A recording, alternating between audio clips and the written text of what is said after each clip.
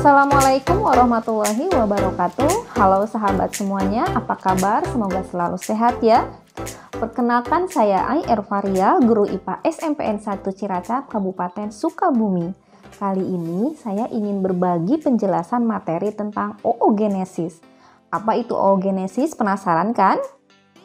Oogenesis atau proses pembentukan sel telur atau ovum merupakan salah satu topik yang dibahas pada sistem reproduksi manusia di pelajaran IPA kelas 9 SMP semester 1. Nah, untuk memahami materi itu, kita harus memahami dulu konsep tentang pembelahan sel.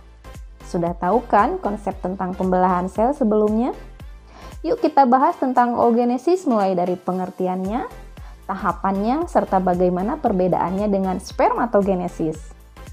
Oogenesis berasal dari kata oo artinya telur dan genesis artinya pembentukan. Jadi oogenesis adalah proses pembentukan sel telur atau ovum.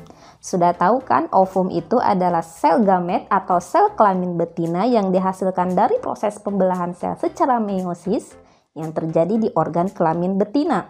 Selain ovum, ada sel gamet atau sel kelamin yang lain yaitu sperma, hasil dari proses pembelahan sel secara meiosis yang terjadi di organ kelamin jantan. Tetapi kali ini kita akan fokus ke pembahasan tentang proses pembentukan sel telur ya.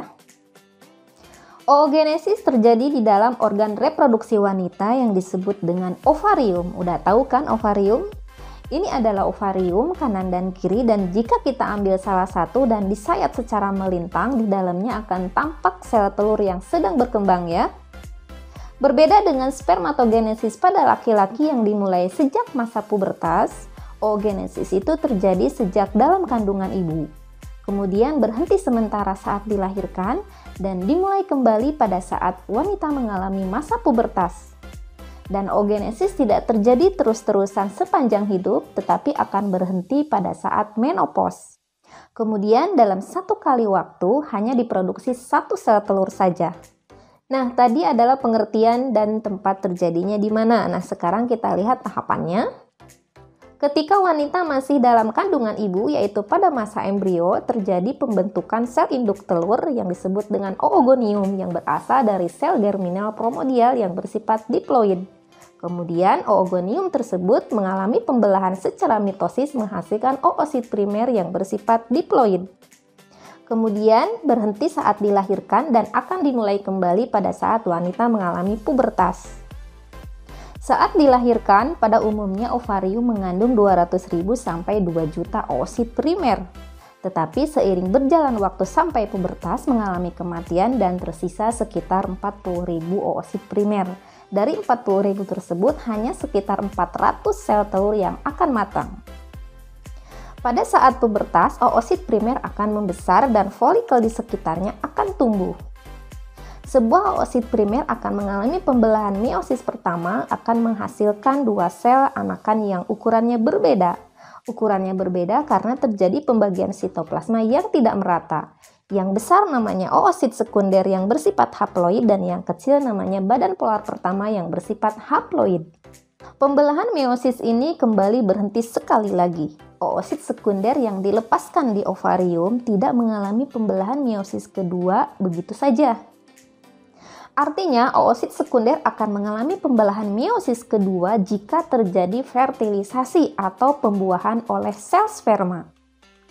Artinya, meiosis ini dirangsang dengan terjadinya proses fertilisasi. Jika tidak terjadi pembuahan oleh sperma, maka oosit sekunder yang telah lepas dari ovarium akan mengalami degenerasi dan akan luruh bersama dinding rahim pada saat awal menstruasi. Nah, sebaliknya, jika pada saat oosit sekunder dilepaskan di ovarium dan terjadi fertilisasi atau pembuahan oleh sperma, artinya sperma mampu menembus dinding oosit sekunder, maka oosit sekunder akan mengalami pembelahan meiosis yang kedua dan menghasilkan dua sel anakan yang berbeda ukuran juga. Yang besar namanya ootid yang bersifat haploid, dan yang kecil namanya badan polar yang kedua yang bersifat haploid. Ootid akan mengalami diferensiasi atau pematangan menjadi sel ovum atau sel telur, sedangkan badan polar yang kedua akan mengalami degenerasi atau mati.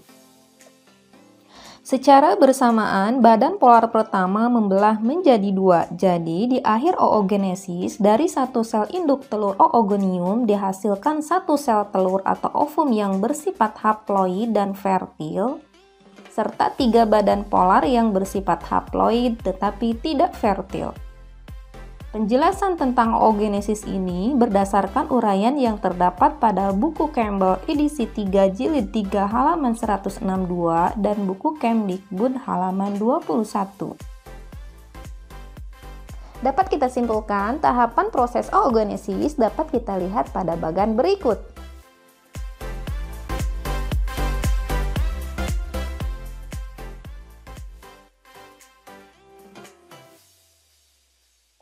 Nah, tadi disebutkan bahwa pada saat pubertas, oosit primer akan membesar dan folikel di sekitarnya akan tumbuh. Folikel itu apa ya? Agar oosit primer dapat tumbuh dengan baik, maka oosit primer diselubungi oleh suatu badan yang disebut dengan folikel. Di dalam folikel terdapat cairan yang memberi nutrisi atau makanan bagi sel telur selama perkembangan.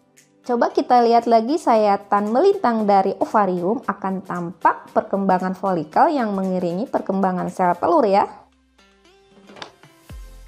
Ini adalah folikel primordial yang di dalamnya terdapat cikal bakal sel telur. Folikel akan berkembang menjadi folikel primer yang mengandung oosit primer. Kemudian berkembang menjadi folikel sekunder yang di dalamnya terdapat oosit sekunder. Dan akhirnya menjadi folikel yang matang yang disebut dengan folikel de Graaff.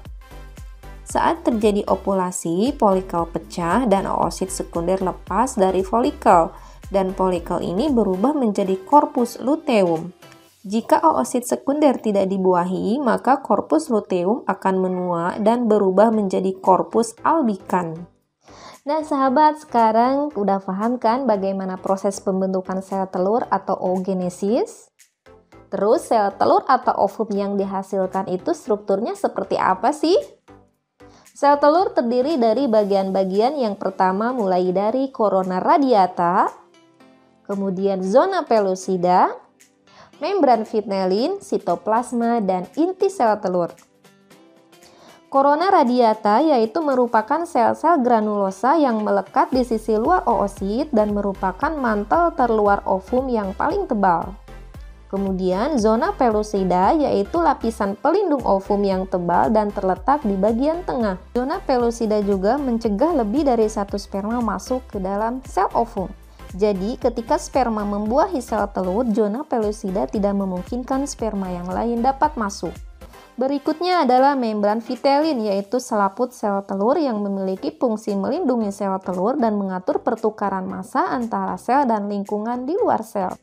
Kemudian ada sitoplasma dan inti sel telur atau ovum yang mengandung DNA yang haploid. Nah sahabat, sebelumnya pasti sudah belajar tentang spermatogenesis ya. Kemudian bagaimana perbedaan spermatogenesis dan oogenesis?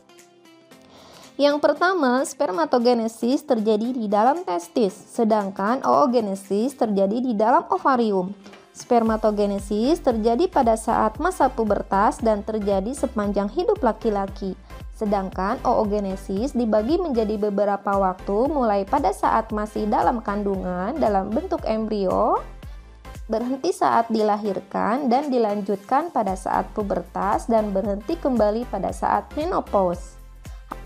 Kemudian hasil spermatogenesis adalah dari satu spermatogonium dihasilkan 4 buah spermatozoa yang haploid dan fertil, sedangkan pada oogenesis dari satu oogonium menghasilkan satu ovum yang haploid dan fertil serta 3 badan polar yang haploid tetapi tidak fertil.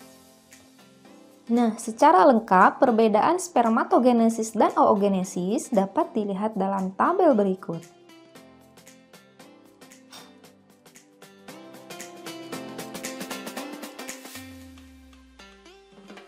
Oke sahabat, demikian penjelasan mengenai oogenesis mulai dari pengertiannya, tahap-tahapannya, serta bagaimana perbedaannya dengan spermatogenesis. Masih banyak materi yang lain yang berkaitan dengan sistem reproduksi pada wanita.